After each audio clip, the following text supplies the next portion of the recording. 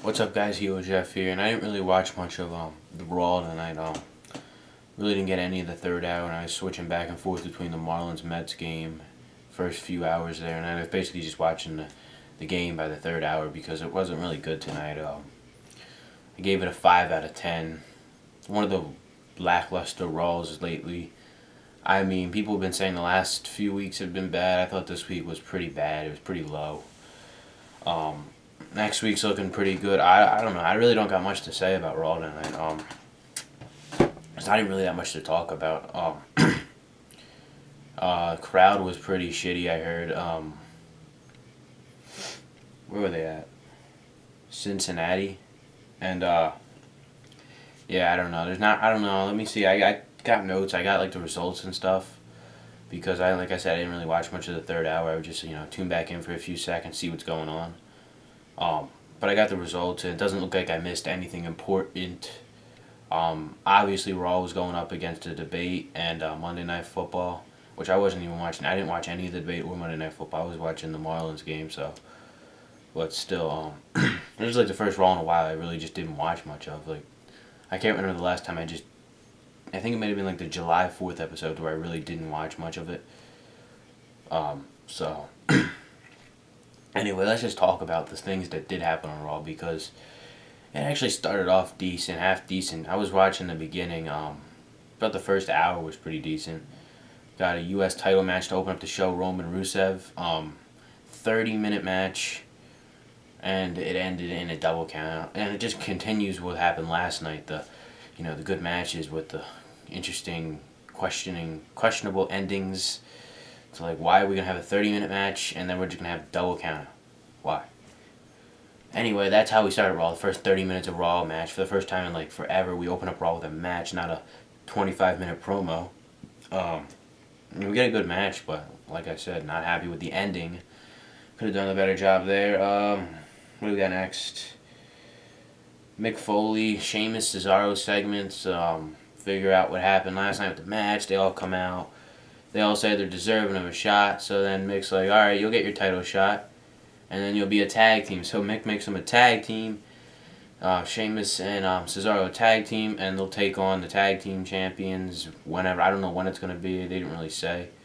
But right after that, the New Day took on Gallows and Anderson for the tag titles, which if you heard in my preview video earlier, I said that Gallows and Anderson would take the titles, and I was wrong again. They still kept the titles on the New Day.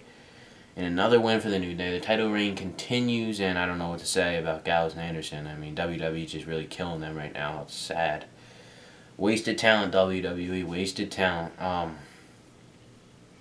Anyway, so I mean, Cesaro. They ended up versing a few jobbers later in the night and actually won.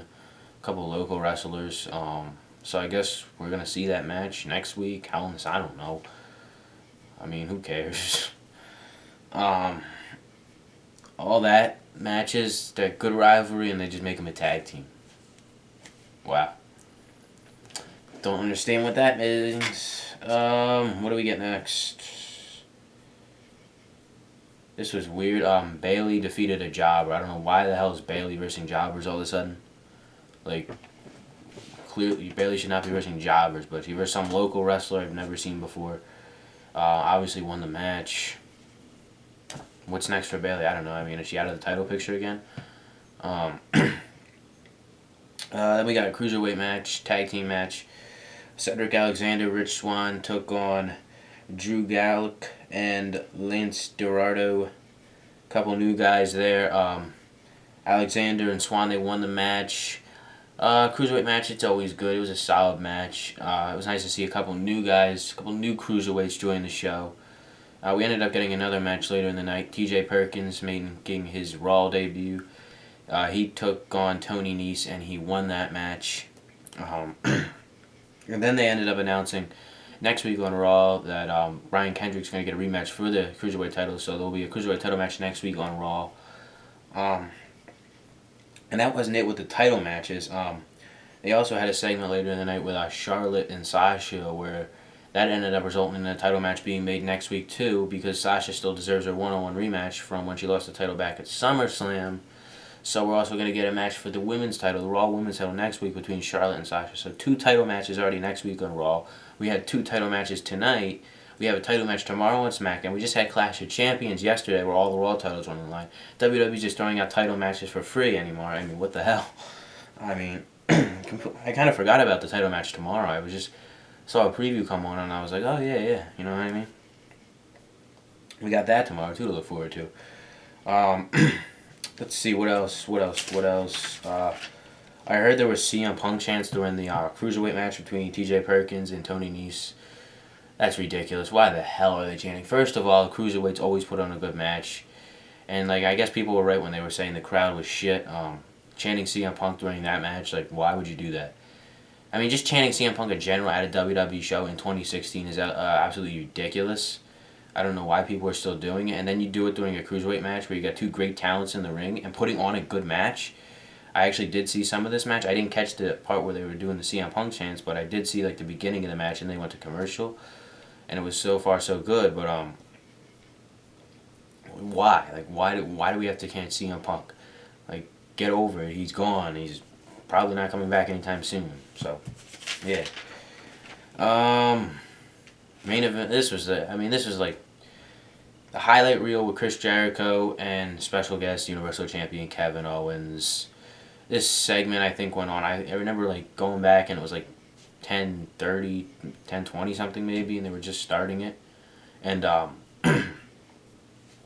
basically that led to the main event, which would end up being Enzo and Cass taking on Jericho. Rollins ended up, during the highlight reel, Rollins tried to come out, but then security stopped him, and he just went back, and we never even saw Rollins. No attack at the end of the show, unless something happened when the show went off the air, which could be possible, but no Rollins. The show just ended. Jericho won the match. Like I said, the third hour, like I said, the highlight reel basically took up the entire hour. Like I really didn't watch any of the third hour. This is a real lackluster Raw. But next week, I think next week's gonna really turn it around, really change our thoughts on Raw. I think next week we're actually gonna get a really good episode of the way we're gonna get 2 title matches. It's in LA too, so usually they put on a good show every time they go out to LA and Staples Center. So looking forward to next week. I mean, I'm not gonna lie, I'm kind of okay with them kind of just throwing it away this week. I mean, there was so much stuff they were going up against. They knew the ratings were probably going to be shit, and I'm curious to see what they are when they come out tomorrow, because I want to see how, like, you know, the hours, how it went down. It was like a lot of people, maybe the first hour, and then it just dropped at 9 o'clock, and then by 10 o'clock I feel like, you know what I mean, I saw tweets on Twitter, people were saying, like, the arena was, like, half empty halfway through the main event, I think. So, I guess I wasn't the only one who thought Raw was kind of, you know, garbage tonight. Like I said, 5 out of 10. That's probably the worst rating I've given Raw since maybe the 4th of July episode, which had an exception, the 4th of July episode. It was the 4th of July. You know what I mean?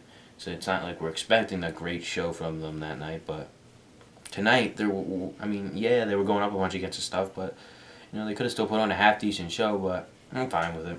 It's over with now. Nothing I can do about it.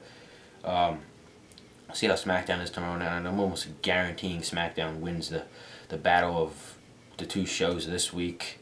I don't see how SmackDown could be worse than Raw this week, but that's basically it for Raw. Nothing else I can really need to cover on. I'm just gonna get to bed. I'm tired.